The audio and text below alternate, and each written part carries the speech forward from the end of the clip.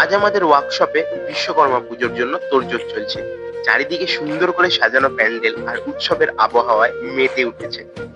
সবাই নিজেদের বাক্সগুলোকে রং করে নিয়ে যন্ত্রগুলো পরিষ্কার করে নিচ্ছে। এগুলো যেন যন্ত্র নয়, যেন পরিবারেরই এক একটা অংশ, যেগুলোকে পুজোর আগে সাজানো হচ্ছে।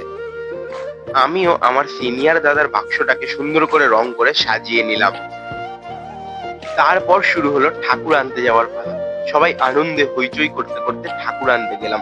আর সামনেই তো দুর্গাপুজো, তাই যেন আনন্দটা আরো দ্বিগুণ হয়ে গেল।